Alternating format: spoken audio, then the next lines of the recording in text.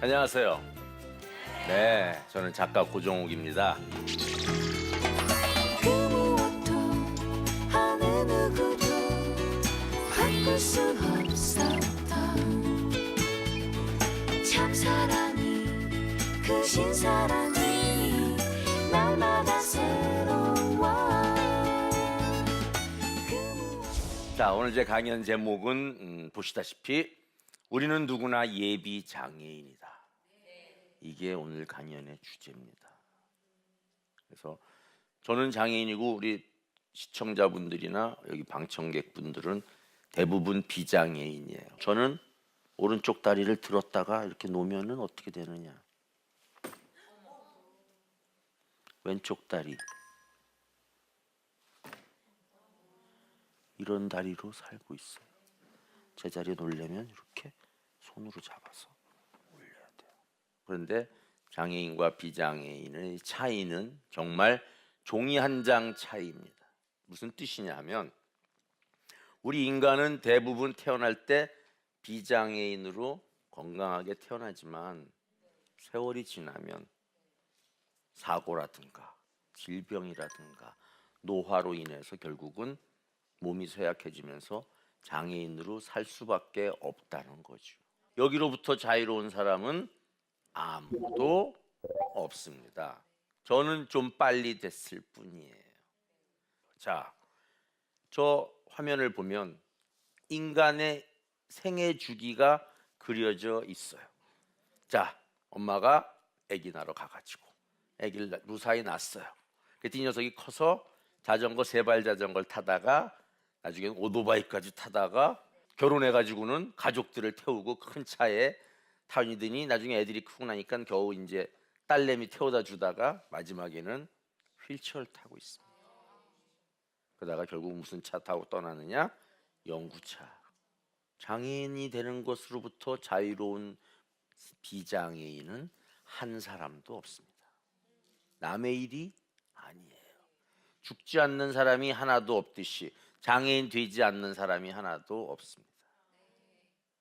그걸 오늘 그것만 알고 가셔도 여러분들은 제 강연에서 굉장히 많은 걸 얻으시는 겁니다. 또 다른 증거를 하나 더 보여드리겠습니다. 자, 저 사람들 낯이 익은 사람들입니다. 어디서 많이 보셨죠? 현재 살아있는 미국 대통령들이에요. 왼쪽에 있는 사람이 현 대통령 오바마 대통령, 그 옆이 부시 대통령, 그 옆이 클린턴 대통령, 휠체어에 앉아 있는 사람 아버지 부시, 저 부시 대통령의 아버지잖아요. 이 사진에서 우리가 주목해야 될 사람이 누구냐면 바로 휠체어 타고 있는 아버지 부시 대통령이에요. 자세히 보세요. 저 사람은 왜 휠체어를 타고 있나? 장애인인가? 제가 학교 가서 강연할 때 저 사진을 보여주면 아이들이 많이 묻습니다. 선생님, 미국은 대통령도 장애인이 되나요? 그럼 내가 얘기하죠. 저 사람 장애인 원래 아니었어. 젊었을 때는 2차 대전에 참전해서 전투기도 조종하던 아주 건장한 군인이었어요. 근데 왜 저렇게 됐느냐? 올해 나이가 90살. 너무 나이 먹다 보니까 이제 걷지를 못하게 된 거예요. 그래서 저는 휠체어만 타고 다니는데 전혀 굴하지 않습니다. 왜? 노인이 돼가지고 휠체어 타는 게 너무나 당연한 거예요. 저 미국 사회에서는. 우리는 장애인이 되면 숨고 부끄러워하고 남에게 패기친다고 생각을 하는데 이런 생각부터 우리가 고쳐야 됩니다. 저 부시 대통령의 그 양말을 보십시오. 빨간 양말. 저 사람이 휠체어에 앉으니까 자기가 멋부릴 게 없으니까 양말을 새로운 양말을 신는데 튀는 양말로만 신어요. 오히려 포인트예요. 그래서 전 미국에서 저 사람에게 튀는 양말이란 양말은 다 보내준대. 그래서 뭐 산타클로스 양말 무슨 양말. 그래서 야, 저렇게 유쾌하게 저 사람은 장애인이 된 그 노후를 즐기고 있구나. 이 얘기는 바로 우리가 누구나 장애인이 된다는 의미고 장애 앞에서는 우리가 겸손해져야 된다는 뜻입니다. 자, 그러면은 사람만 장애가 있는 게 아닙니다. 저 개를 보십시오. 태어날 때부터 앞다리가 없는 동물이 태어났습니다. 근데 우리 사회에 저런 동물이 태어났다면 우리는 어떻게 생각해요? 갖다 버리거나 안락사 시켜버렸을 거예요. 근데 저는 외국 사진인데 저 외국 주인은 저 개를 잘 길러서 오히려 뒷다리로 걸을 수 있게 그러면서 저 사랑을 주니까 개가 얼굴 표정을 보시면은 아주 밝은 거를 보실 수 있을 겁니다. 다음 사진을 보여드리겠습니다. 저거는 캄보디아의 코끼리예요. 발목이 절단됐습니다. 왜 그러냐? 캄보디아의 지뢰가 내전 때문에 엄청나게 많이 묻혀 있었는데 그 지뢰 가운데 제일 끔찍한 지뢰가 발목 지뢰입니다. 우리나라에도 있어요. 몇백만 개가. 발목 지뢰는 뭐냐? 밟으면 그 밟은 사람의 발목만 절단시켜요. 그래서 저거를 코끼리가 밟아가지고 코끼리가 발목이 나갔어요. 그러니까 코끼리는 우리 농촌으로 치면 과거에 소나 마찬가지란 말이에요. 일을 해야 되거든요. 저기도 일을 하는 코끼리가 발목이 나갔을 때 주인이 죽여서 고기로 파는 게 아니라 저렇게 의족을 만들어서 끼워주니까 저 코끼리도 알고서 발을 딱 듭니다. 저를 끼워주세요. 그리고 아주 감동적인 장면이에요. 저걸 보십시오. 저 개도 앞다리에 마비가 와서 이렇게 앞다리가 오그라들어 붙었어요.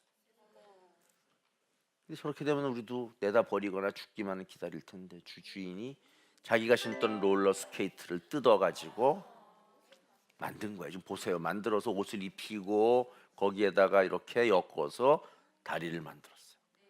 그러니까 걔가 뒷다리 하나 들고서 뒷다리로만 밀고 앞다리는 바퀴가 대신하니까 휠체어가 돼서 굴러다니는 겁니다. 장애가 절대 사람이건 동물이건 남의 일이 아니라는 걸 그 대신 또 우리가 그걸 이겨낼 수 있고 그걸 보완할 수 있다는 걸 보여주는 사진이죠. 자, 이 사진을 보십시오. 저 사람은 일하다가 공장에서 오른팔이 들어가서 절단이 돼서 봉합을 했어요. 우리가 살다 보면 사고도 많이 나고 질병도 많지 않습니까, 인간이? 그래서 우리가 알고 있는 장애인들의 80% 이상은요 후천적 질병이나 교통사고나 일하다가 된 장애인이지 태어날 때부터 아예 장애인이었던 사람은 많지가 않아요. 자, 저 사람도 사고가 났는데 저 봉합한 자국이 마치 돌고래처럼 생기니까 사람들이 야, 너 팔에다가 문신해 보면 어떨까? 그래서 문신을 한 거예요. 그랬더니 그때부터 사람들에게 인기가 있고 오히려 자기의 아픔과 상처를 드러냄으로써 밝은 미소를 찾게 된 거고 오히려 사람이 사고 나서 장애인이 될 수도 있고 저 사람 잘못이 아니에요. 아까 보여드렸던 동물들도 장애인 되고 싶어서 장애견, 장애 코끼리 되고 싶어서 된 사람은 아무도 없어요. 운명이 그랬을 뿐이에요. 그런데 그러한 그 장애인들이나 장애를 가진 생명체에 대한 우리의 대접이나 관심은 너무나도 가혹하죠. 그래서 오늘부터는 여러분들이 나도 언젠가 장애인이 될 수 있다는 것을 항상 염두에 두고 지금 장애 없이 생활하고 있는 이 충만한 기쁘고 행복한 삶에 항상 감사해요. 성경에도 나오지 않습니까? 범사에 감사하라. 범사라는 건 정말 아무것도 아닌 일들이에요. 밥을 먹는다거나 물을 마신다거나 이것도 감사해야 돼. 왜? 그걸 못하는 사람들도 있어요. 자, 그러면 여기서 우리가 드는 의문이 저렇게 다리가 없고 팔이 없고 이런 사람들이 저렇게 해서 생활하는 건 이해하겠는데 그들이 과연 무슨 능력이 있을까? 아무짝에도 쓸모없는 게 아닐까? 저 같은 경우도 어렸을 때 소아마비로 장애인이 되니까 옆집 할머니가 와서 우리 어머니한테 세댁 이런 애는 커봐야 아무짝에도 쓸모가 없어. 할 수 있는 게 없어. 그냥 해외로 보내버려. 이런 얘기를 제가 들었었어. 그건 우리 사회가 그만큼 장애인은 무능하고 능력이 없고 할 수 있는 게 없다라는 편견이 가득 차 있기 때문입니다. 손가락질하거나 혀를 차거나, 심지어는 제가 지금도 얼굴이 좀 괜찮습니까? 곱살하게 잘생긴 제가 길가에 이렇게 다니면은 지나가던 할머니가 갑자기 고이춤에서 치마를 걷어가지고 돈을 주는 거예요. 아니 왜 주세요? 저 거지 아니에요. 그러면 아유 맛있는 거 사 먹어라. 굉장히 기분 나빴었습니다. 물론 그 돈을 제일 맛있는 거 사 먹긴 했어요. 뭐 돈은 돈이니까. 자, 저렇게 장애인을 비하하고 아무것도 못한다라고 하는 생각이 우리 사회에 만연해 있었습니다. 하지만 그렇지 않죠. 자, 저걸 보십시오. 휠체어 탄 사람이 럭비를 합니다. 저게 휠체어 럭비예요. 앞에 철판을 대고 갖다가 콱콱 박아도 다치지 않게. 장애인 스포츠가 우리 사회에도 많이 보급돼 있습니다. 동계올림픽, 하계올림픽에 꼭 장애인 올림픽이 들어가 있습니다. 장애인도 똑같은 운동을 할 수 있는 거예요. 장애인 운동도 못하고 밖에 나갈 수도 없고 아무것도 못한다는 생각은 오늘부터 버리셔야 됩니다. 다음 사진 보여주시겠습니다. 저 사진이 아주 감동적입니다. 박수 한번 보내주세요. 저 사람 얼핏 보면 두 다리가 다 있는 것 같지만 저 오른쪽 다리가 절단된 절단 장애인이에요. 그 다리에 특수 의족을 대가지고 그 의족으로 외발로 스키를 타고 그 경사를 내려오는 겁니다. 비장애인도 스키 타려면 겁나는데 그것도 자기 다리도 아닌 의족으로. 얼마든지 하고자 하는 의지만 있으면 못할 게 없어요. 다리 없는 사람, 장애인이 스키장 간다 그러면 아마 다들 말이 돼? 이럴 테지만 말이 됩니다. 지금 이 순간부터. 저 사람 국가대표 선수예요. 장애인들이 자기의 좋아하는 운동을 통해서 신체도 발달시키고 또 여가도 즐기고 국위도 선양하는 일이 이미 벌어지고 있어요. 장애인이라고 국민 아닌 거 아닙니다. 얼마든지 뜻만 있으면 원하는 걸 할 수 있어요. 그 다음에 또 보여드리겠습니다. 저거는 외국 사진인데 박수 한번 주세요. 장애인이 암벽을 등반해요. 우와, 이거는 뭐 줄 하나에 매달려서. 그래서 저는 저 사진은 사실 제가 항상 제 컴퓨터에다 깔아놓고 일하다가 힘들고 지치고 포기하고 싶을 때는 저걸 딱 봐요. 그럼 그 순간 저런 사람도 있는데 같은 장애인이 봐도 감동적이에요. 그래서 저는 저런 사진 보면서 더 용기를 냅니다. 여러분도 마찬가지예요. 어떻게 암벽 등반을 하겠습니까? 장애인 하고 있어요. 그래서 여기서 우리가 얻을 수 있는 교훈은 뭐냐? 아주 간단합니다. 불가능은 있다 없다? 없다. 우리 삶에 불가능은 없습니다. 포기도 없습니다. 그건 맞는 말이에요. 제가 여기까지 이렇게 작가가 돼서 여러분 만나고 또 이렇게 사랑을 받는 그 강사가 될 수 있었던 것도 제가 중간에 포기했으면 있을 수 없는 일입니다. 작년에 제가 강연을 300번을 했어요. 우리나라에서 제일 많이 강연한 강사예요. 전국에 있는 초중고등학교에. 그러면서 책을 몇 권 썼냐? 18권. 그러니까 사람들이 도대체 고 선생은 어느 시간에 글을 쓰고 강연을 다니세요? 그러길래 하면 다 돼. 불가능은 없어. 포기하지 않아. 이렇게 함으로써 제가 비장애인들에게 오히려 더 각성을 주고 비장애인들에게 더 자극을 주는 역할을 하고 있습니다. 그래서 저는 사실 뭐 이런 얘기도 해요. 장애인은 비장애인의 스승이다. 왜?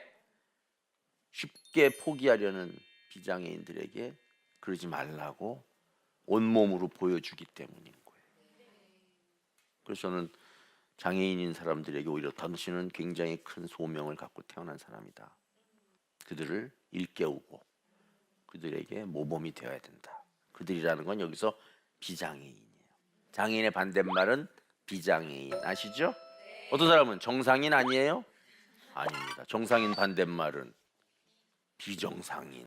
그래서 그런 우리가 쉽게 쓰는 용어들도 다 장애인을 차별하는 말들이에요. 앞으로 여러분들 꼭 비장애인이라는 말을 써주셔야 됩니다. 자, 장애인이다, 비장애인이다, 비장애인. 자, 다 같이 한번 외쳐보겠습니다. 나는 비장애인이다. 정말 감사하다. 오늘 이것만 알고 가셔도 여러분들은 오늘 강연 들으신 보람이 있어요. 비장애인인 거 알고 감사할 줄 알면 돼요. 앞으로 자기의 다리에, 팔에, 눈에, 귀에 감사하면서 사셔야 됩니다. 다 이거 공짜로 받으셨어요, 하나님한테. 그럼 공짜로 받은 건데 남한테 돈 받고 팔면 안 됩니다. 열심히 그걸로 좋은 일 하면서 봉사하고 남들을 위해서 내가 하나님 대신 노력하고 하나님 대신 그들에게 손을 내밀라고 건강한 신체 주신 거예요. 자, 그래서 장애인들이 이렇게 누구나 장애인이 될 수 있지만 그들이 어떠한 역경도 이겨낸다는 것을 여러분들이 알게 되셨을 겁니다. 그럼 이런 장애인하고 우리가 더불어 살아야 되잖아요. 그죠? 우리나라 인구의 10%가 장애인이에요. 500만 명. 잘 안 보이죠? 왜 안 보이느냐? 우리들 때문이에요. 그런 장애인들이 나오면 쳐다보고 혀차고 손가락질하니까 이 사람들이 못 나올 뿐만 아니라 시설이 장애인이 다닐 수 있게 돼 있지 않기 때문에 혼자 힘으로 올라갈 수 있게 해줘야지. 그게 배려지. 그런 배려도 없으면서 저는 장애인을 사랑합니다. 저는 장애인들하고 친구가 되고 싶어요. 다 거짓말이에요. 자, 보십시오. 저 계단 2칸밖에 없는데 저기는 내가 온다 그러니까 경사로를 딱 준비해놨어. 저걸로 자연스럽게 올라가죠. 저러한 노력이 있어야 그게 바로 더불어 사는 세상을 만드는 겁니다. 걸어서 계단 올라가실 수 있다는 거 정말 감사한 일이에요. 지금 걸어서 한참 잘 다니실 수 있을 때 감사드려야 됩니다. 그것이 바로 하나님의 사랑을 실천하고 그러지 못한 사람들을 더 긍휼히 여기면서 그들을 위해서 내가 손을 내미는 것, 그게 더불어 사는 세상이고 하나님 나라예요. 자, 외국을 보세요. 제가 아리조나주에 있는 크레이터, 큰 운석이 떨어진 곳에 저것은 푹 파였어요. 아예 골짜기처럼. 거길 구경하러 갔는데 망원경이 S자로 꺾여 있습니다. 누굴 위한 거냐? 저 같은 사람을 위한. 휠체어 마크가 저기 붙어 있어요. 이렇게 앉은 채로 보도록 되어 있습니다. 이게 바로 더불어 사는 세상인 거예요. 그거는 누가 만드느냐? 여러분들이 만들어 주셔야 됩니다. 왜?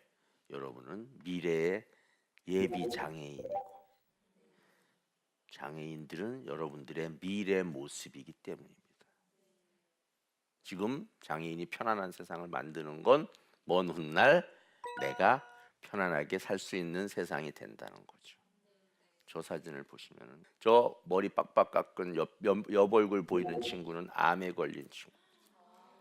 입원했다가 학교에 돌아오는데 자기는 머리를 빡빡 깎았으니까 친구들이 다 놀리면 어떻게 할까?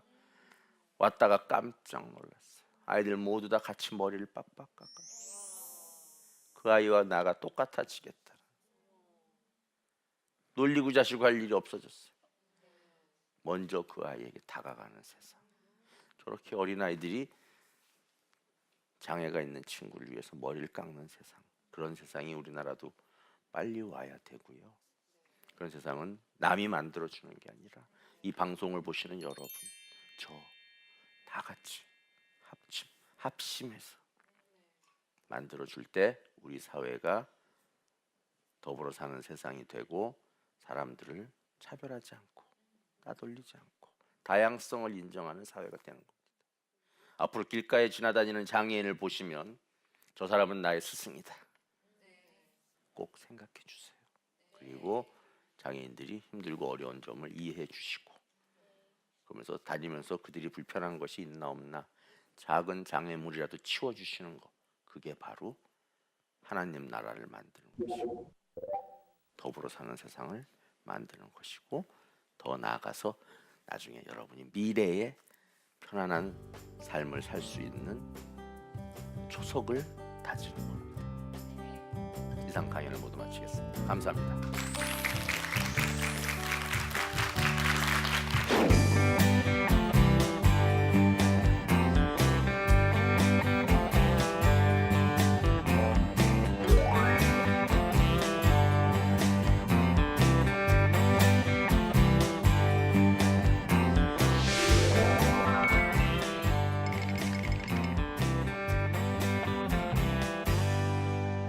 지금까지 지내오면서 장애로 인한 어려움이 어떤 것이 있으셨나요?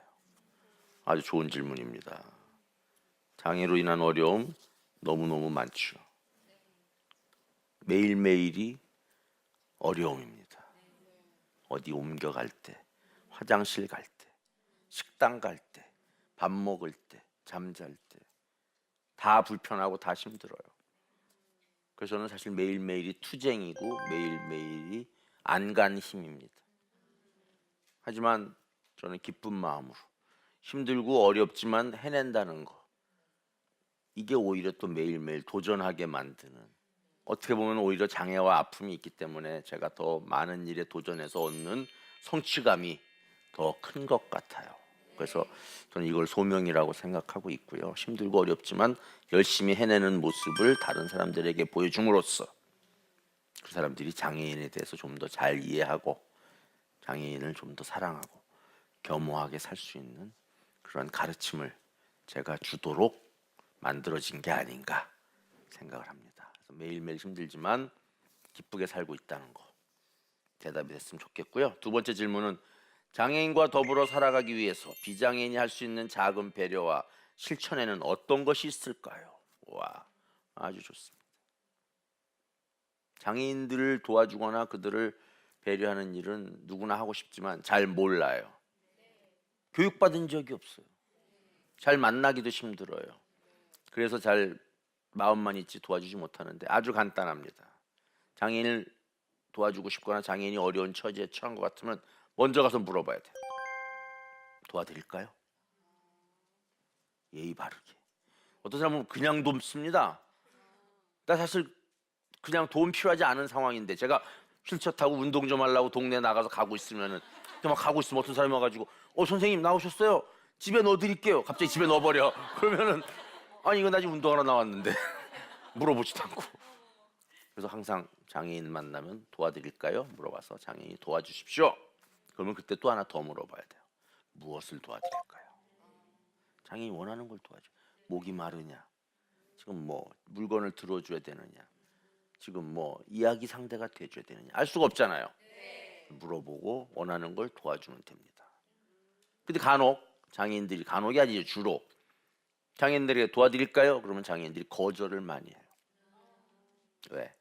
인간은 누구나 돈 받는 걸 별로 안 좋아하잖아요. 거절당하면 사람들이 머쓱해집니다. 도와드릴까요? 그랬는데 필요 없어요. 그럼 뻘쭘. 그러실 필요 없어요. 장애인에게 도와드릴까요? 물어본 것만으로도 장애인 도운 거나 마찬가지. 그러니까 겁내지 마시고 열심히 도와드릴까요? 물어보고 거절당하면 조심해 가세요. 그럼 그날 하루 내가 기분이 좋아요. 내가 그래도 장애인 도와주려고 오늘 물어봤다. 그게 쌓이면 그런 세상이 우리 사회를 행복한 세상, 더불어 사는 세상으로 만드는 겁니다. 그래서 앞으로 여러분들도 장애인 돕거나 장애인과 동료가 되거나 장애인과 친구 되는 일에 동참해 주시기 바랍니다. 네, 세 번째 질문입니다. 하나님께서 왜 작가님에게 장애를 허락하셨다고 생각하시나요? 그에 대한 원망은 없으신가요? 원망 엄청 많이 했죠. 왜 나만 장애인이야? 하나님, 왜 얘도 아니고 얘도 아니고 얘도 아니고 얘도 아니고 다 걸어다니는데 저만 장애인 만드셨나요? 대답이 없어요. 나중에 알게 됐어요. 제가 책을 쓰고 강연을 다니고 장애에 대한 이야기를 하고 다니면서 수많은 사람들이 제 이야기에 감명을 받고 장애인에 관심을 갖게 되면서 세상이 조금씩 좋아지는 걸 볼 때 이런 일 하라고 하나님이 나에게 장애를 허락하셨고 특별히 나를 더 사랑하시기 때문에 더 큰 십자가를 지어주셨고, 전 이렇게 비유합니다. 십자가 누구나 다 있어요. 다 미국 가고 있습니다. 지금 삶이라는 십자가.